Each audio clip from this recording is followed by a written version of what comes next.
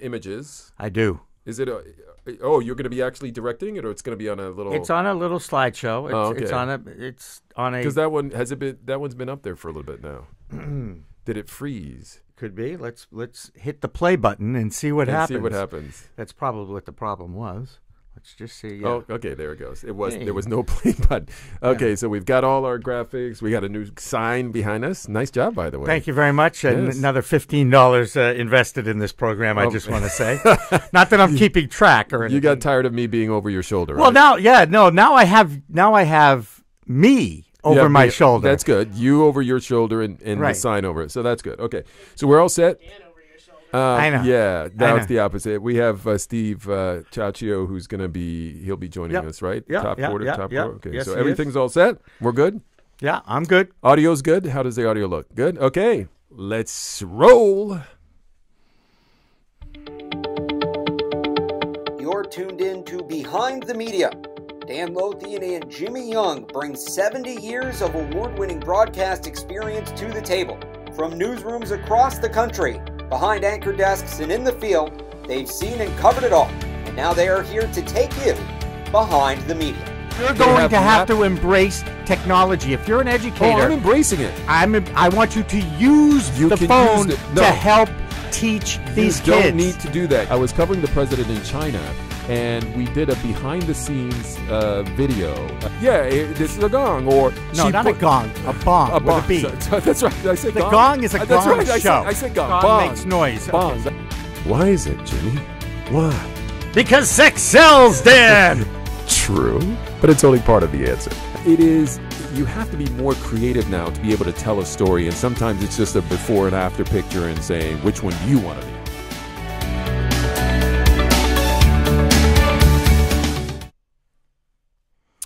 Top Boston area sports station shuts down for the entire day. A local programming blackout. Why?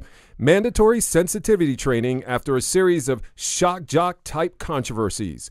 In our second quarter, the Winter Olympics on NBC in Pyeongchang, South Korea. Do you care? I'm an Olympic junkie and I'm yawning. In our third quarter, another tragic mass shooting, this time at a high school in Parkland, Florida. It plays out in the media as if following a script. In fact, one writer says it is following a script. Why can't we break this horrible cycle? And in our fourth quarter, behind the media's news bites around the industry in just a few minutes. We love that bell. Buckle up. This is not your grandmother's podcast. We're two media hounds, butting heads, making waves, and having fun. Welcome to Behind the Media. I'm Dan Lothian. And I'm Jimmy Young.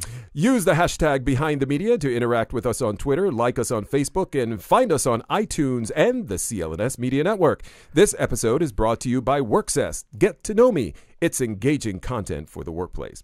So, EEI feels like a broken record. Big mouth, big foot in mouth, big trouble. Now the station, in an unprecedented move, shut down for the entire day today for sensitivity training. Joining us now on the Little Park Media WorkCess phone line is former WEEI producer Steve Ciaccio. Steve, thanks for joining us. Anytime, gentlemen. How are you? Oh, we're... Never a dull moment in this market, Steve. We're trying to escape this talk of WEEI and sports and all that. We just can't let go of this. This is unbelievable. Yeah, I think it's kind of tiresome too for some former employees and I think listeners themselves. It's kind of an annoyance. So if this has been going on, and it has been going on for a while, Steve, not only internally at WEEI, but the media feud with the Boston Globe, how come it hasn't gotten any better? And in fact, if anything, it's gotten worse. Worse, yeah. Well, the battle with the Globe goes back, 12, 15 years. I think longer than that, 99, 2000. Yeah, 2000, so almost 20 years. And it's just, I think it's, whoever has the bigger stick, I guess, to kind of keep it clean, is they're just trying to battle with each other. And it's when they pulled the Globe writers off back then, it was, we hate you, you hate us. Never good coverage when I was there this isn't a slight on Chad Finn because I think he's a good guy, does a decent job. But when I was there, some of the media writers would always bash because we were number one, and they didn't see that, and they just were waiting, like literally by the radio, for mistakes, and they happen. People make errors, like the last 3 weeks, but they just seem to be too often now, and it's unfortunate. And the errors we're talking about, so we have one host who talks about Tom Brady's 5-year-old daughter. He gets suspended. We have another host who makes fun of Asians and their accents, I guess, and he gets suspended. There are all kinds of things that usually have something to do with poking fun at some ethnic group, poking fun at somebody, having a lot of laughs over it. And then, people love it. The callers, the people who call into the station, they seem to love it, yet it's crossing that line. Go ahead. No, that's fine. I think in defense of Christian Fourier, who, as you said, was imitating, quote unquote, Asian Americans, I don't think that was the intention, and it turned out that way. Mm-hmm. I think what he was mocking was the fact that a local Boston reporter, Ron Borges, good guy, good find to me, had no issues with him when I was working in the media. He was basically mocking the fact that it was just Joe Smith calling Ron Borges pretending to be an agent with a scoop. I think that's got taken out of it's grown out of control, because from the Globe's perspective, Shirley Leong, if I'm saying her name right, she's of Asian descent. She probably, I guarantee you, and this is where the frustration with us when I was at EEI, not us, them now, is that she probably didn't hear it. She probably just went off of somebody said, as opposed to doing her research and listening. And now she's out to take them down because of her background. And again, if she listened to the segment, and I didn't listen to it, but I can almost guarantee that he was mocked, and I've heard people talk about it, and I should have done my research and listened to it, but it's not found, and I was working at the time.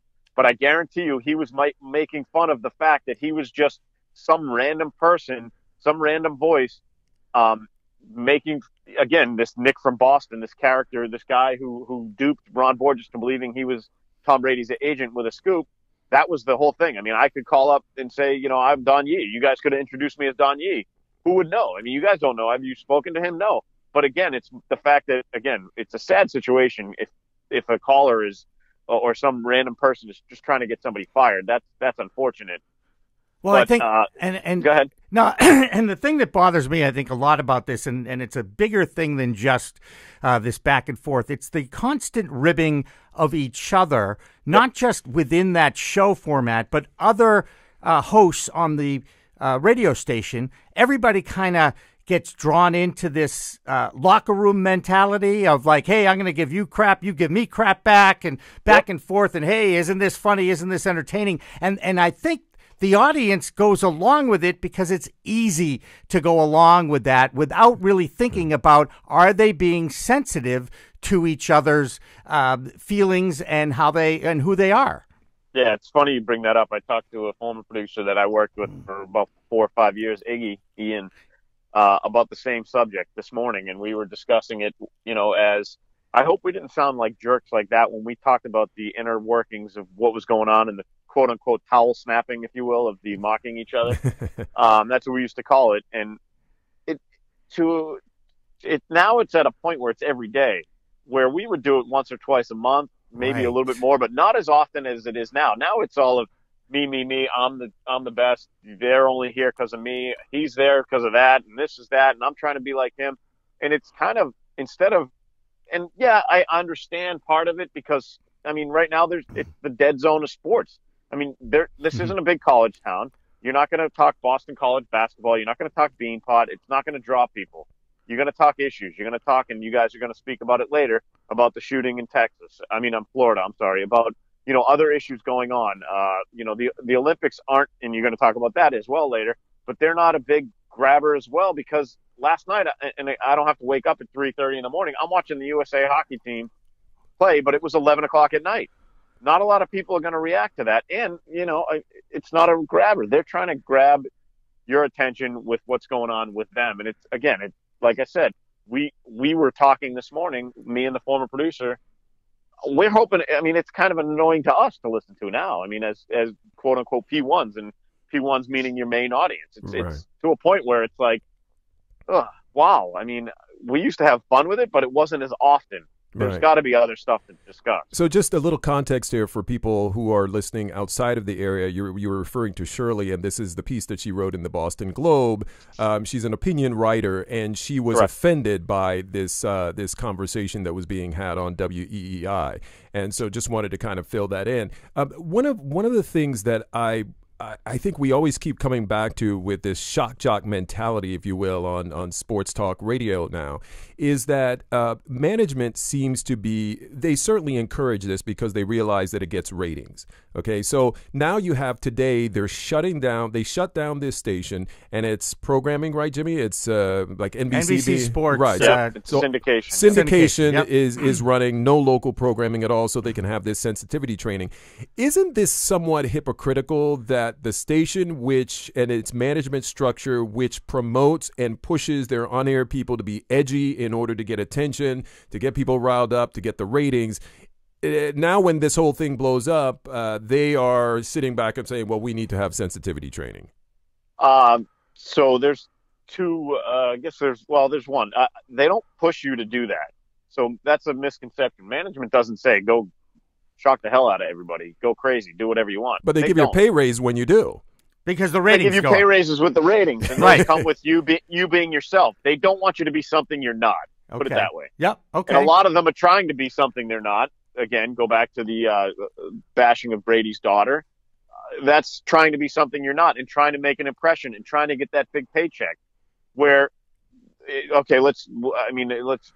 is what it is. Kirk Minahan is trying to be the modern day Howard Stern, or not trying to be. He is. He is, right. You know, but that's him. He's not. It's not a character. It's not someone saying, "Okay, you have the short." We never did this. You have the short straw today. You're going to be the pain in the rear to everybody. You're going to have this opinion over that. We never drew straws. It's more of, and again, not me, but the talent, on-air talent. It's never like, all right, I think that so-and-so should start this game. Oh, okay, yeah, I do too. All right, well, you draw the straw. I said it first, so you have to take the other side. It's never been that. It's always opinion. And that's a misconception. Everybody thinks, oh, management likes it. No, they hate it because of situations like this. Right. So a question for you, and again, this is the big picture. I want your opinion, because I do respect it, Steve, because of the experience you've had in the trenches, in broadcasting. We are going through a period of time in our history where I've never had more feelings of a divisive environment. There's a feeding of a hateful doctrine going on. People are mad. And speaking of mad, needless to say, we've had something like 8 school shootings this year alone. It's only 6 weeks into the year. I think there's been 18 mass shootings. People are mad, and it's being fed by what, do you think?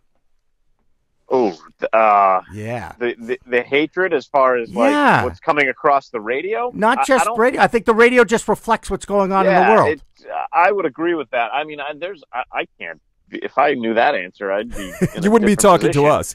Yeah, I'd be running the country if I knew the answer to that. But well, I mean, maybe it has something to do with the guy who's running the country, and you said that, not me. I just want to say. You twisted his words. All right. Yeah, exactly. If I had that solution, I'd be Jeff Bezos or somebody, different. Well, then how about this? What about the fact, what is pushing management now to make this unprecedented move, to shut the station down, to have sensitivity training? Is this because they have a change of heart, that they just feel like, you know what, we've just gone too far? Is that what's at the bottom of all of this, or is there something bigger? There's something bigger. It's called money. Money is drawing. I mean, you see, again, 5, I believe it's at current time, the 16th of February, money, 5 advertisers have pulled out, and probably with help of Shirley from the Boston Globe, who wrote that piece, who did her research as far as post Fourier situation, but she's called on these advertisers, which sparked them, which I guarantee, again, I probably can guarantee that out of those 5, 1 might have heard it, or someone, someone in the company might have said, "Hey, did you hear what those guys did today?" I guarantee you that nobody has heard it directly, and they're doing this to make sure that nobody else pulls out. They're doing the sensitivity training. I went through it in a different situation, but we had our show, and it was just one specific incident. It wasn't, it wasn't multiple incidents in the last, say, since January. I'm not sure, when Alex made that comment on WEEI about Tom Brady's child. daughter, yeah, but it was just one. It forced everyone. It didn't force. I'm sorry. It had the station had everybody go do sensitivity training when our incident happened back in '99. Yep. And we did our show, went to the training. They had fill-ins for the middays because honestly, it's a little, and I'm probably going to use a wrong term here. It's a little far-fetched, kind of help myself here, to suspend all the shows. Yeah, that sounds, that's too far. When does everybody's work day start? 9? Right. 9:30? 8? Right. Not at 6 a.m., not at 7 a.m. They're not going to have sensitivity training starting at 6 in the morning. No, or the overnight guys. Right, Or at least take Jerry and Kirk off the air, put some fill-ins in. Right. Take the full-time guys, because, again, the part-timers are there because it's obviously they're a sports opinion, and it's sports radio, so you have the Trennys, the Tomasis, the Craig and Larrys on the weekends for EEI. Those guys are sports driven. They'll 99 or 95% of the time talk about sports. So, now that here's to your point, Jimmy, about talking about the towel snapping and what's going on. This is going to be like another 3 days of this stuff. Like, right. Even the weekend shows are going to be like, why we did it. And here's where management will come down. They'll say, please don't talk about it. But with the shock jock, quote unquote, radio, they're gonna discuss it. And another issue that we forgot to bring up, the Red Sox are involved here too, because they're partners with EEI, and them being upset is a big issue. Yeah, you don't want to. And that contract with that. And that contract is up within the next year. That runs through 2023. I just read that the other day. Oh, so it does go through. So they've extended that then, because that was okay. But I'll have to check my sources on that one. Anyway, but I want to ask you a question about some of the stuff that's been being thrown out there. The WEEI guys calling the Globe hypocritical because they have their own sexual harassment issues within that building. And by the way, doesn't every business now seem to have some kind of sexual harassment thing going on? Right, everywhere. That being said, when it became time to attack advertisers, when advertisers got involved, that's when action happened. Right. And so is the Globe, I guess the question is the Globe being hypocritical? Do you find them to be hypocritical at this point? Well, how are newspaper sales nowadays, Jimmy? Oh, they're doing great. Yeah. They're going through the roof. Okay, so therein lies your rub, my friend. Yeah. They are angry because the sales are down, their ads are probably down, they're probably giving stuff away. And it's a time to pounce. So money's driving all of this. So money is driving reaction to things, money on both ends, whether it's from the radio management perspective or from, the rivalry across town, this ongoing feud. I don't, and again, to the rivalry across town, I don't even think it's that, because I think both, I had this discussion last night. If you're happy at number 2, you're still making money. If you're 1 and 2, you're making money. Right. If you're 1 through 5, you're making money. Maybe not as much. Maybe they're, if the number 1 station, and I think it's fluctuated, I think it's EEI now, if they're charging $50 a spot, so to speak, for a commercial, 98.5's charging 45. Right. It's commercial media. It's the basis of the whole of the whole business. It's how many eyeballs, how many times, and how much you're going to charge me for those eyeballs or listeners. And you start messing with the money, then there's some real trouble there. That's where it is. I think the Globe is trying to bring him down because they're as much getting PR out of this as EEI is. Right. I got to pick up the Globe and see what Shirley wrote about them today, or what Chad Finn wrote about them as the media critic, or if there's another advertiser that pulled out, or let me log on and sign up for their 99 cents a month or whatever it is, or for an article and give them $1, see what they're writing, see what they're bashing, Right. and that's what it is. And the funny thing is, the Red Sox deal is up, like we just said, and who owns the Globe? Yeah, That's right. Everything is all connected. I mean, nowadays everybody owns somebody, and there's money attached. Just we're not gonna. This is not the last time that we're gonna be talking about this. Steven. That's right. Can't we all just get along? Right, Come on. Yeah. And I mean, this sensitivity training, I guarantee you, if the players remain the same as far as talent, and I'm sure at some point they'll move on. And I love Glenn, but at some point he'll retire. I mean, it just is what it is. But again, in 10 years. Or 15 years, it'll happen again. You guys know. I mean, not even on a local level, just anywhere. But it'll happen on a podcast because radio will be dead in 10 years. No, it won't. I have facts to say no. I have facts, and it's still the most listened to medium. I knew I could get him going. As well. I knew I could. Yeah, I could get under your skin, both of you, by just throwing that out there. That's all part of the shock jock thing I'm doing. See? It's a shock podcast. Is that what you're saying? That's okay, right. I get it. Well, all you need to know is 93% of the country listens to radio. Okay. That's right. So I'll just give you a stat. Thank you, That's good stuff. Thank Good you, stuff, Professor, Josh. for schooling us. There you go. Thanks for joining us, and we look forward to talking with you again down the road. Appreciate it. I'm sure we'll engage in conversation again. Absolutely. And thanks for taking the time. Okay. You got it, guys. Bye-bye.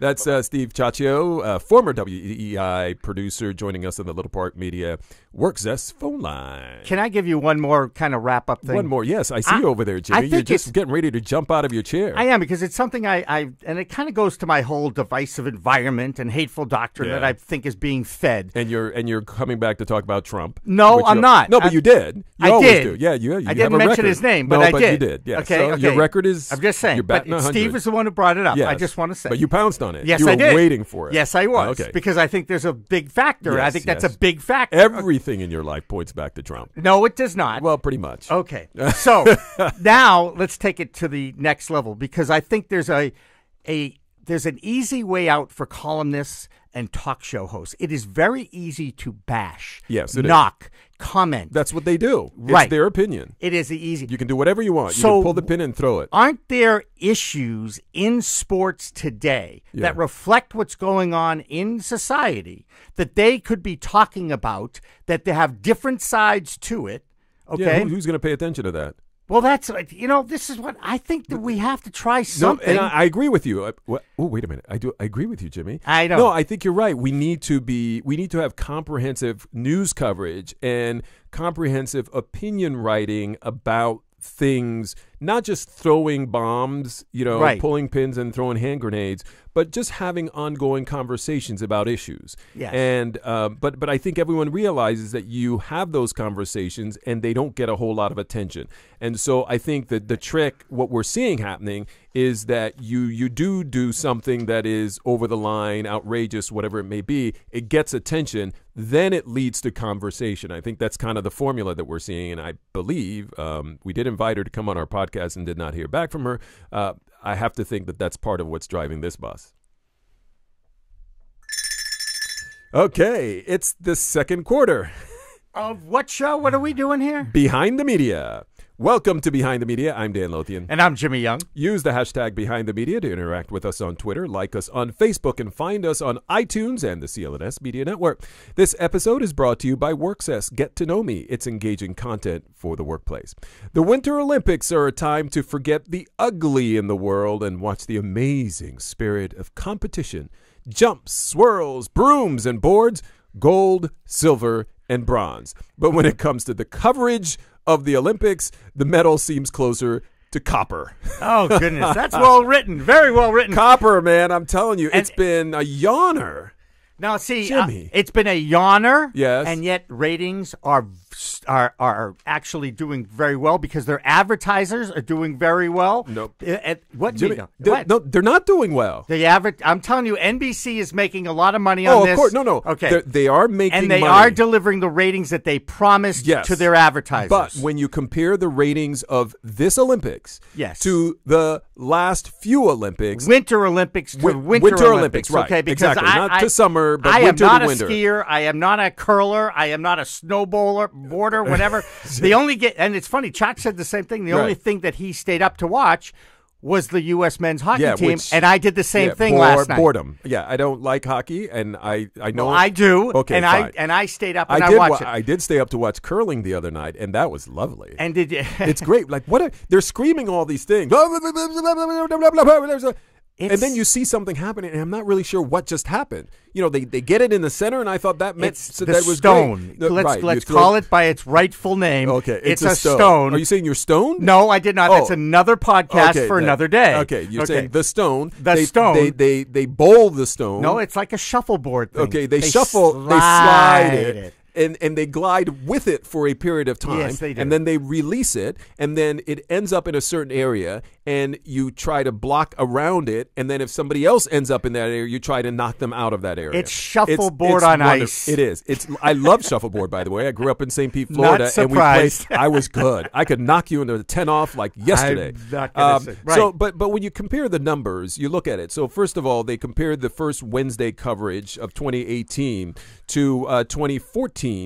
And the Olympics drew a total this year of 19.2 million viewers across all platforms. And then according to total audience delivery on the same time, compared to the 2014 Sochi Olympics, 20,800,000 people. So it's 19.2 million versus 20.8 million, down more than a million. And yet the projections by the NBC network, right? All right, are actually, so the ratings that they're getting are actually higher than what they expected. Yeah, that's because they sold. Yeah, that's because they knew they were going to be low, so they just sort of inflated. They kind of played with the numbers, realizing that it was going to be less. I'm shocked that there's a business out there that plays with their numbers. Oh, yes, I am beware. shocked to hear that. Now let's drill down even a little bit more. So we were looking at the first recent Thursday here of the Olympics. It's down overall 10%, right, from the last Olympics, the last Winter Olympics. But here's the catch. So the numbers that we have now, so when we threw out 19.2 million, it used to be that the Olympics were just on NBC property, like the main NBC broadcast. The over-the-air broadcast affiliates, right. So those were the numbers. That was it. That's what it used to be. Correct. Right? So, but now, these numbers, which are down 10%, it doesn't just take into account the numbers of over the air. It's everything. It's CNBC. It's all MSNBC. It's the streaming. NBC Sports. It's streaming. It's all out of home viewing. Exactly. Yeah. So now when you take into consideration that the Olympics are being broadcast or pushed over way more different kinds of platforms than in the past, so reaching more people, potentially you would think the numbers are higher. So when you actually compare that, the fact that the numbers in the past were just for broadcast versus now where they're everywhere, it's actually down 32% from Vancouver 8 years ago. Yeah. 32% down.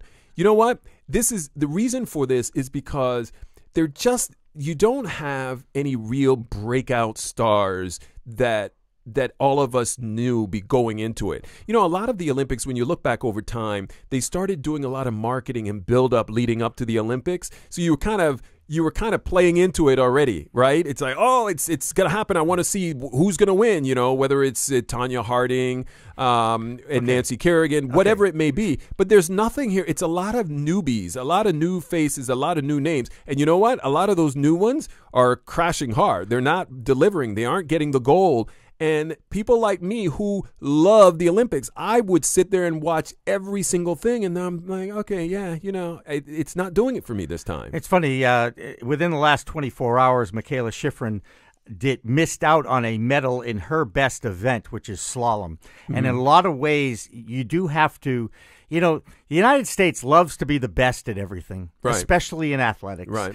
In winter sports, they're not. I don't care how good Michaela Schifrin is. I don't care how good our figure skaters are. What snowboarders are? Snowboarders. We're supposed to be good at that. And the young woman who was, what's her name? Jacobel. Yeah, Lindsay. By the way, I watched it. I watched that race too. And she was leading three-quarters of the way down. Neither one of us is watching the Olympics, by the way. You seem to be watching a lot I of them. said I did watch. Yeah. I do watch. I happen to like that head-to-head snowboard racing up and down. They call it the NASCAR of snowboarding or something. It is absolutely a great idea. You get a bunch of people, you're lining up next to each other a few inches, and you just push them down a mountain. Actually, you throw them off a mountain. Correct. They drop 9 feet. That's right. Just to get going. I looked at it and thought, Well, no. Right. You got to jump off the top of a building before you start. Right. And anyway, she was supposed to come back with a goal, and she didn't even get a medal. Right. So there's definitely new blood. There's better competition outside of the United States. It's cold blood. It's very cold, actually. And we haven't found that compelling story not at yet. All. And NBC will find it because that's what they do. This is an entertainment fed sporting event more than anything else. It's not a typical sporting event.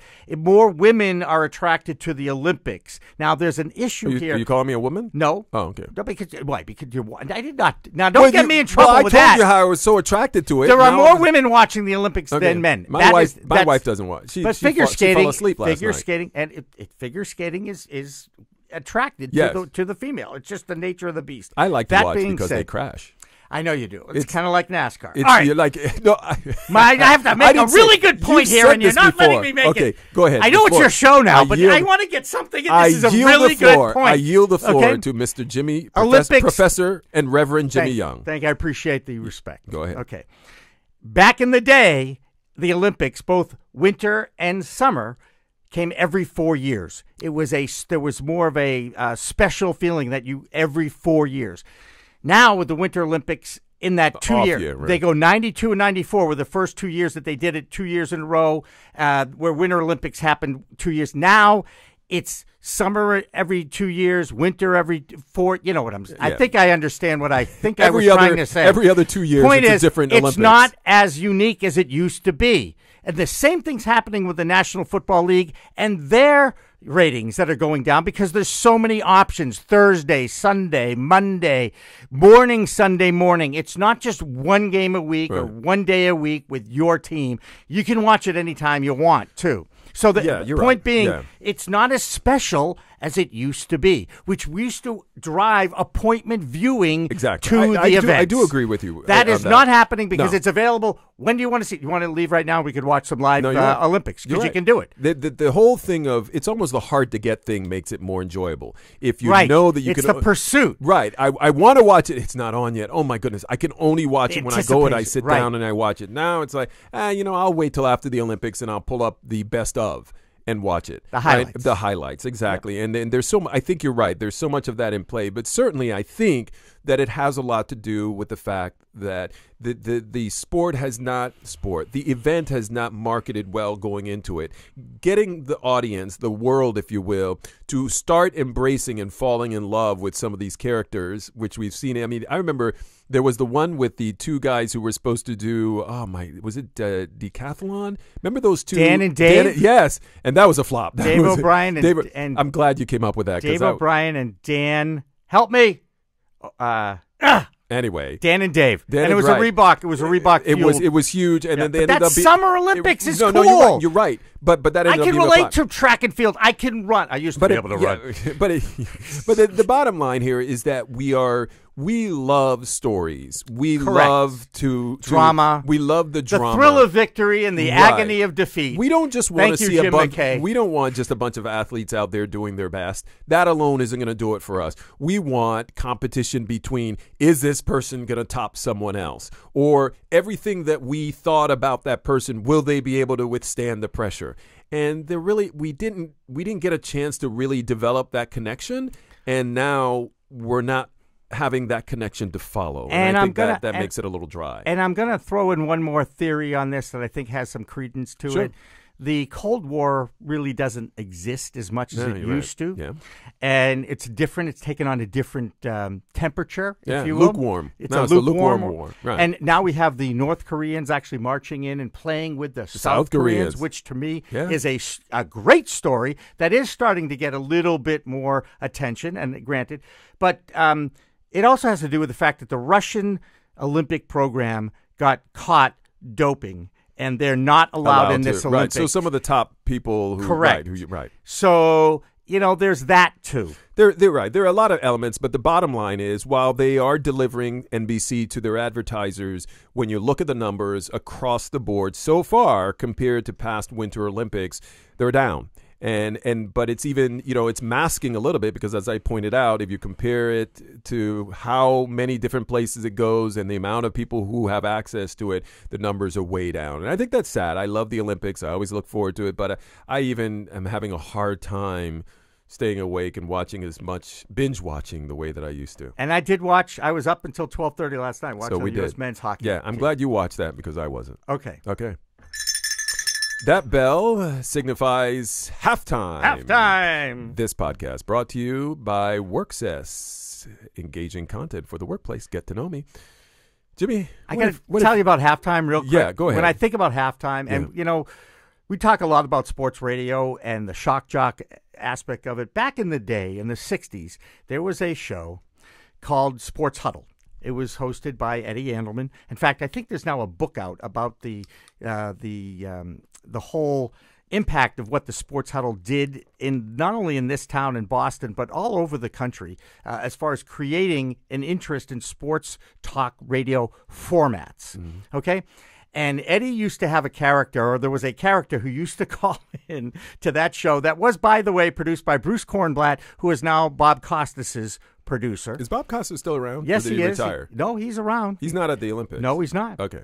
No, he's not. Okay. He's not, because the last time he had pink eye, and that was like one of the biggest stories of the Olympics, which is pathetic. Anyway, right. my point being, there was a guy who used to call up. It was halftime at Sports Huddle, and he was the halftime caller. I think it was Eddie Costello, I think was his name. And it was a riot because he just came in and he did a little monologue, and it was funny, and it was entertaining, and that's what sports talk radio originally, how it was originally formed. A bunch of guys sitting around a bar or table and just talking sports and having fun with it. Right. That has changed. That has certainly changed. By the way, if you'd love to be a part of our show, we'd love to have you as a sponsor of our show, supporter of the show.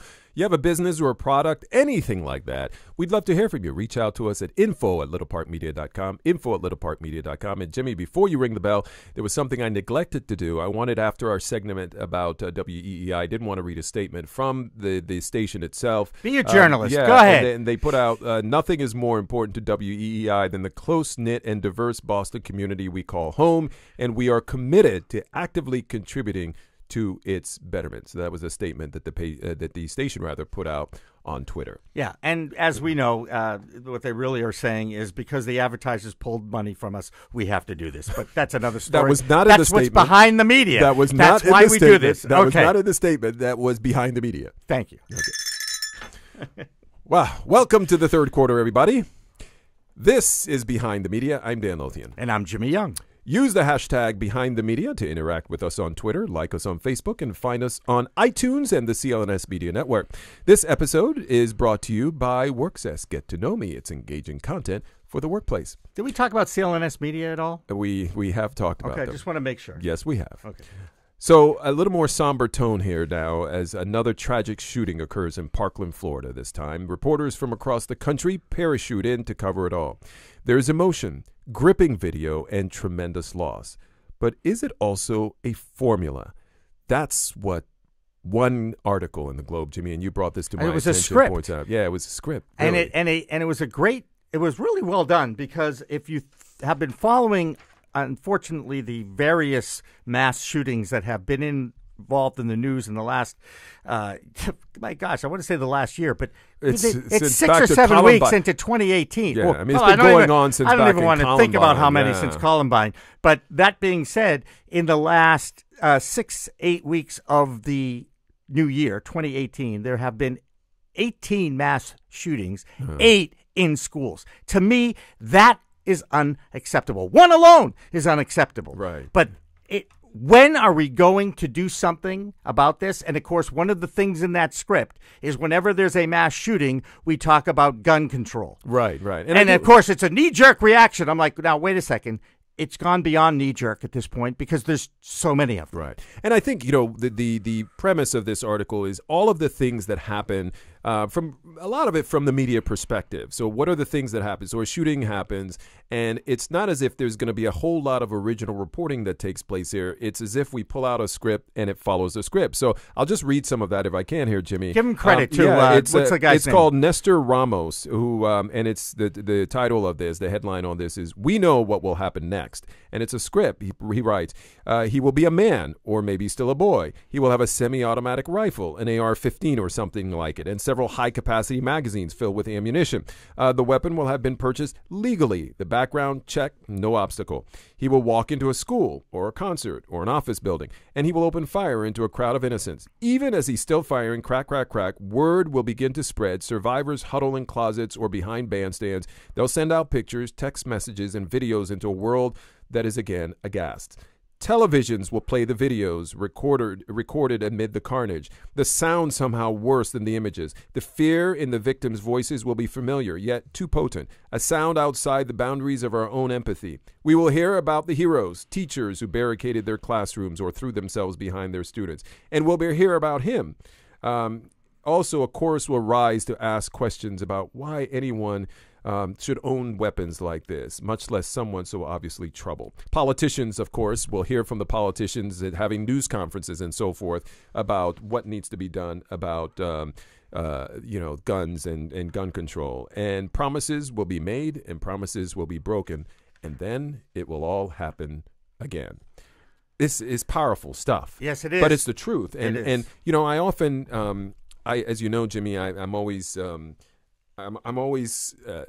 having talks and different things like that with students, and I was talking with some recently after this occurred, and we watched a clip actually from what was going on, and I pointed out how I have covered a lot of these kinds of events, and what's sad is that every event that I'm no longer covering sounds very much like all the other events that I have covered, dating back to Columbine being one of the biggest ones.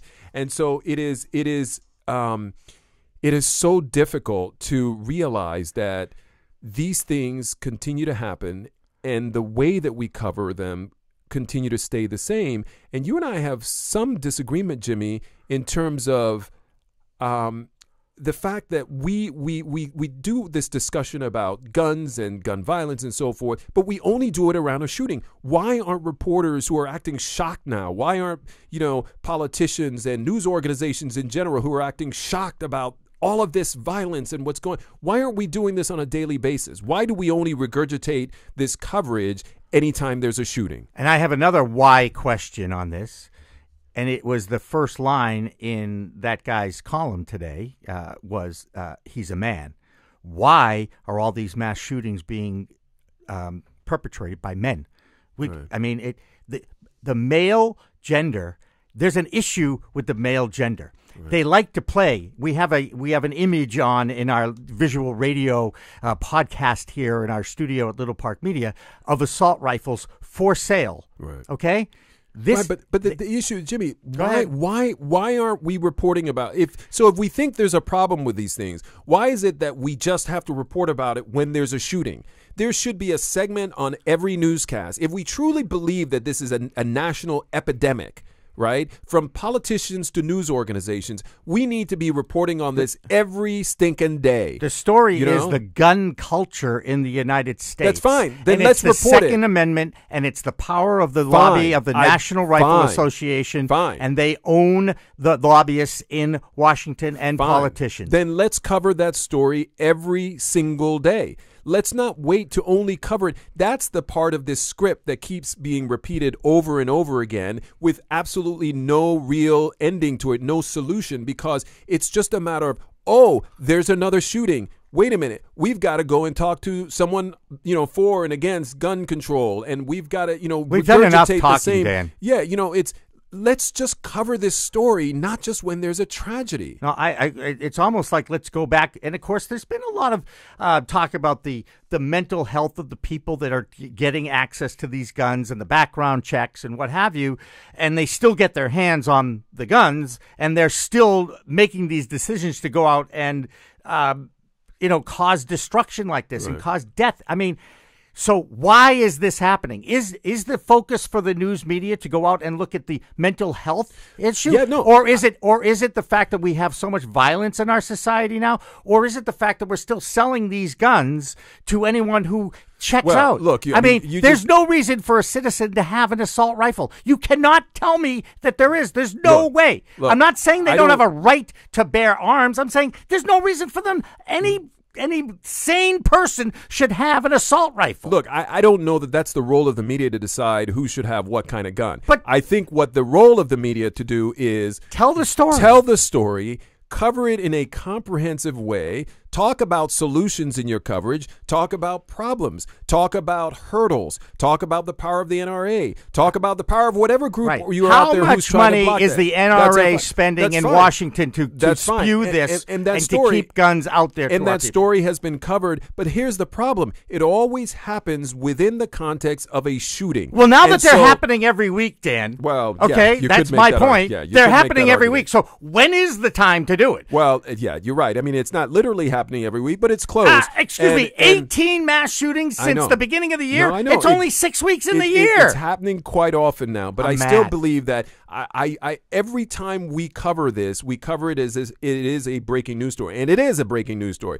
But that's typically it takes the context. Shock of the breaking news to bring it to the forefront. Yeah, you know what? I roll my eyes every time it happens. Certainly, I'm saddened by the tragedy of it, but I roll my eyes because there's a reporter standing out there and going, will this be the story that this be the case that causes lawmakers? How many more people? You know what? Let's just cover it without the breaking news aspect of it on a regular basis. And that's how I think we'll push to solutions. Hold people's feet to the fire, ask them tough questions, go up on Capitol Hill and cover it. There needs to be a beat just on gun violence. And everyone should assign someone to cover gun violence on an ongoing basis, not just when there's a shooting at a mall or at a school somewhere in America. Now, I'm going to agree with you that we need to cover it more until somebody does some kind of an expose on the NRA and talks about the power of that lobby in Washington, D.C., and the fact that in this country, the Second Amendment was written in 1775 or 4 to 1776. Things have changed. We have assault rifles. We're not using muskets anymore. No, we're not. We're using assault rifles, and it makes no sense. Now, swinging this back to the media, how difficult was it for our friends at NBC to go from the rah-rah cheerleading of the Olympics, and we're here, and this is this story, and rah-rah. Yeah, I know. Wow. To covering a tragedy. And I could see it in their eyes on the Today Show, Savannah and Hoda, and see how difficult it was for them. Look, you can't smile when you're talking about mass shootings. No, you can't. You just can't. No, and the tragedy of all of this, obviously people have lost their lives here, but this is a time when, as we have talked about with the Olympics, it's when you can kick back and you can enjoy the thrill of competition and all the fun and wonderful things that are happening and these stories of overcoming adversity.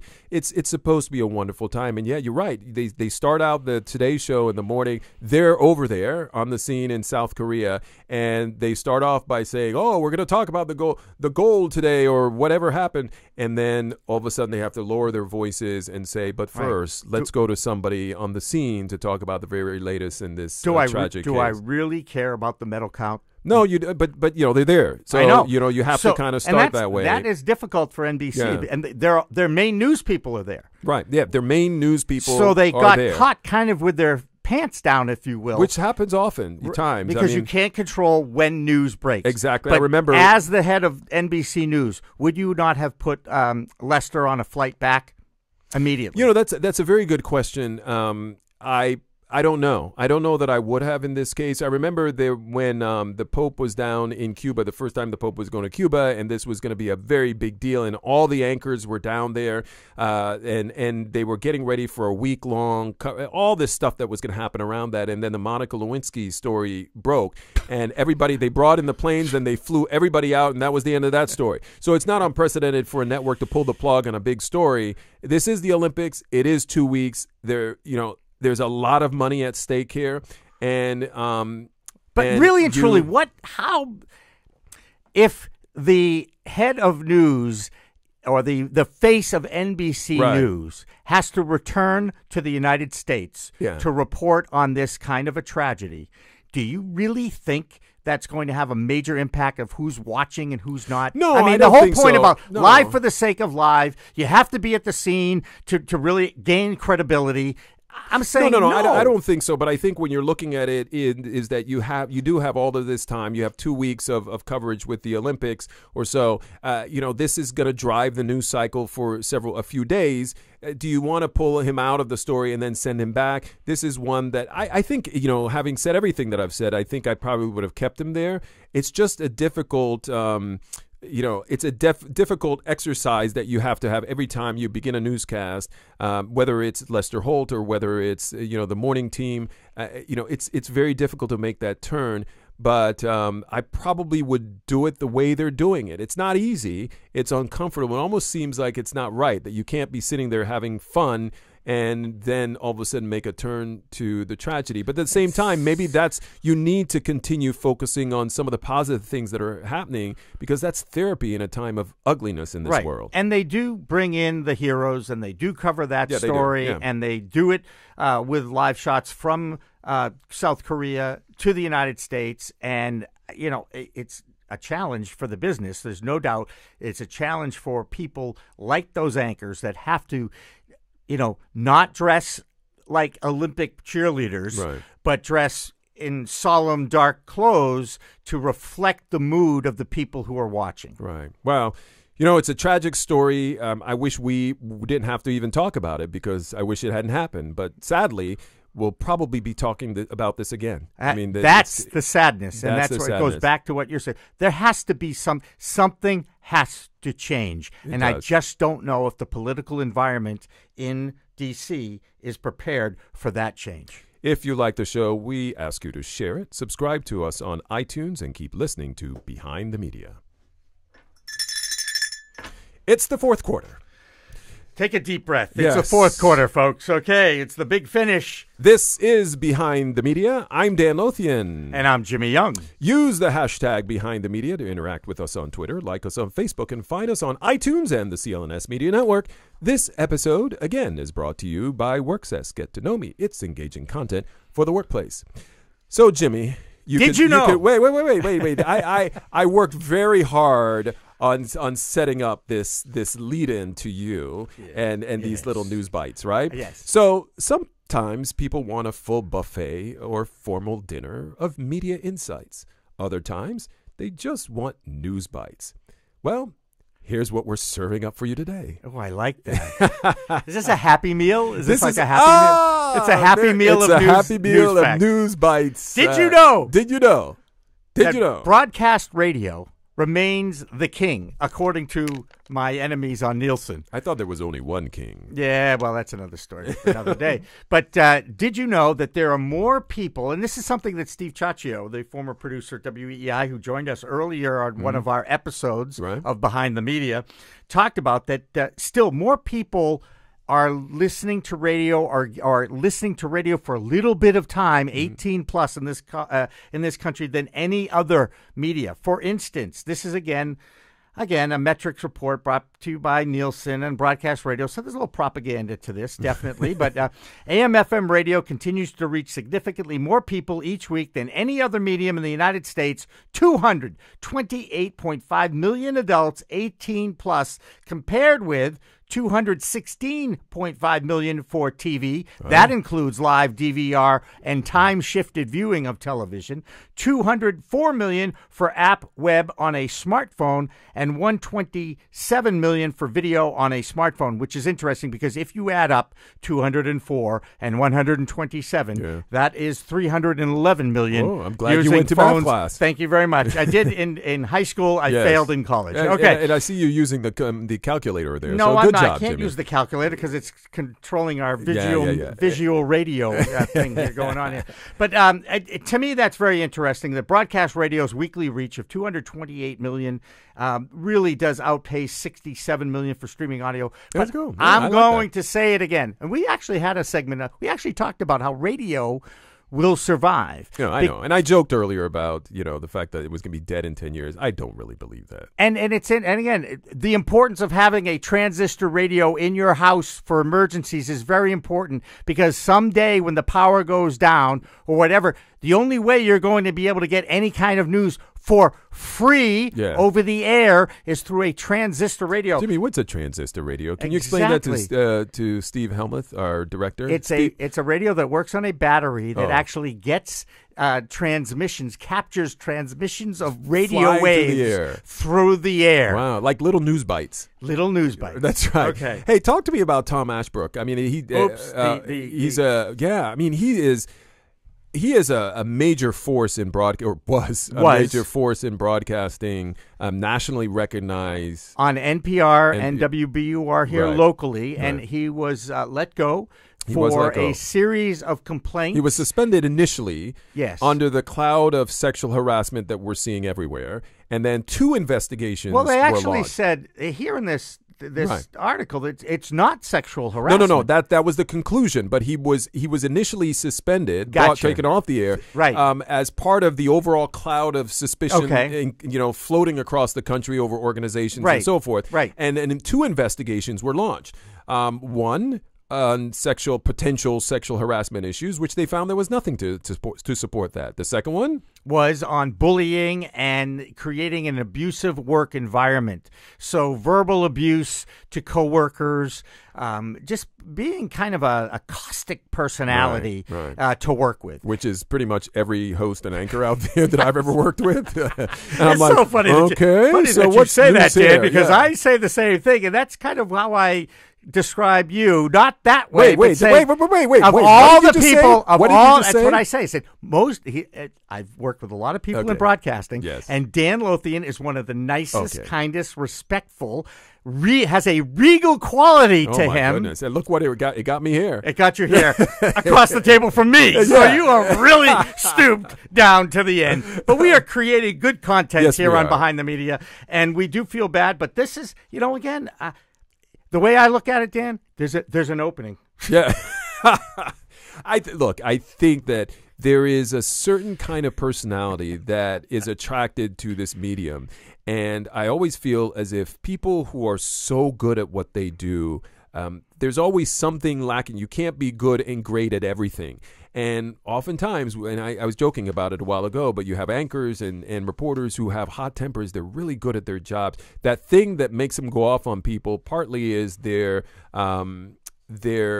inner drive to make sure that the quality of their work is always, above and beyond anything else that's out there. But unfortunately, what comes with that is a little bit of ugliness behind the scenes. Often the audience isn't aware of that, and this is apparently one of those cases. And it's interesting. Unfortunate. I call it TV-itis. It's a disease that inflates your ego so much as a reporter or someone who talks about the news and news items, and it builds so much that you actually become bigger than you are. Yeah.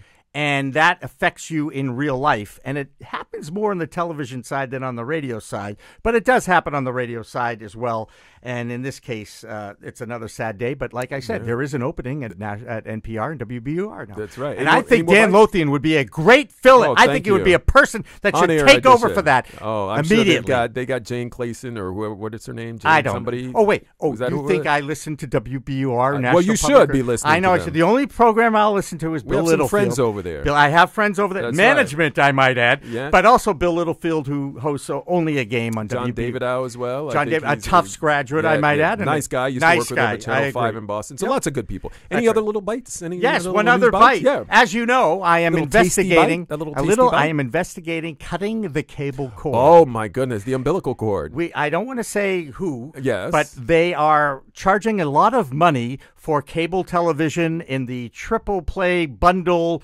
and it has something to do with, it begins with a C. But I'm not going to tell you which one. So, and there's a lot of angst behind these. You've been talking to me about it. You come in and go, I'm going to cut the cord. I started cutting the cord. But because I see how much money we're paying for cable TV. And but the whole fact that cutting it, though, you're a little nervous, Jimmy. Well, I am nervous. You don't know how this is all going to turn out. Because my whole point is to make my partner happy in life. Yeah.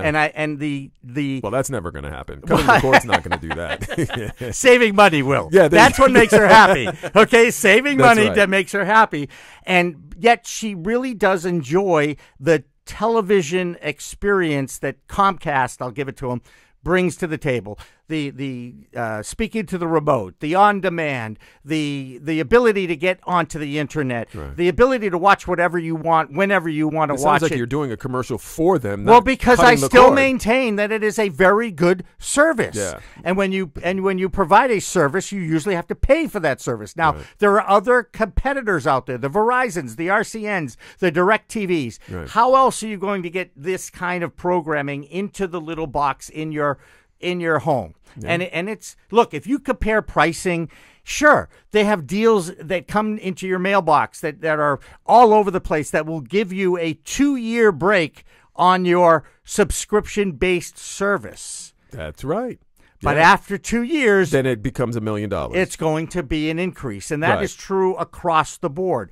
So you have to look at it a lot deeper than just, I'm going to save, $200 a month if I go with this group over here because of this offer that they're. But in the fine print, it's a 2-year commitment. Right. And by the way, yes, we're going to charge you for the equipment. Oh, yes, we're going to charge you because you want to watch the local sports channels. Oh, yes, and we're going to charge you a direct act. The thing that bugs me more than anything else is the fact that they'll charge you to get over-the-air TV. Oh, they charge you for anything they can charge you for. People forget that you can actually put an antenna in your home. And get it for free. Yes, I've done that. That's right. And it's not rabbit ears anymore. No. These are flat panels. Right. They do have a rabbit ear thing behind it, but yes, you're right. So where are you in this process of cord cutting? I've made one call, but I've also done a couple of Google searches. Yeah, I know, but I've done some Google searches. And one call at Google. Well, no, I went one call as a subscriber saying, if I get rid of this. I made one call in a Google search. That's enough. So I basically said, look, if you want to save $30 or $40, get rid of one box that's available into a guest room that should be out of there. Use. That should have been gone a long time. It probably has dust on it. Correct. And dust is not good for you or the pets. It's not. So that's one thing right there that you can cut out. If you look at getting rid of some of the movie channels and then only getting your movies through Netflix, guess what? If you cut those, then you're cutting other services, other channels that you might watch. They string them together in such a way that it makes bundling. It's called bundling. Exactly. Now, I did cut the cell phone. We just recently cut the cell phone out of there, and so that worked out well. My wife is very happy with. Wait. This just in. Yes. My son, who is like out in the field, obviously working very hard. Studio, okay. Yes, he's watching me. That's a riot. I love. This is why I love doing live interaction. Streaming. Yeah. Hulu is live is $40 a month, and you can watch live TV and record it and rewind live. Okay. There you go. Thank you, Mr. Gabe. I appreciate it. For those of you listening to this, this is happening in studio where we had a live text come in, and that's right. That was pretty cool. That is pretty cool. So those are your news bites. I love that. Those were good. That was almost like a dinner, I'm full exhausted, dinner. Okay? I'm exhausted. I need a break. I need a nap. It's Friday afternoon. No need to go to lunch. We got our news I left bites. my lunch at home. That's right. Thanks for listening. If you like the show, share it. Subscribe to us on iTunes and keep listening to Behind the Media on the CLNS Media Network. For our director, Steve Helmuth, executive producer, Jonathan Sloan, and producer, social media guru, Alex Barth, I'm Dan Lothian. And I'm Jimmy Young, and thank you, Gabe, for watching.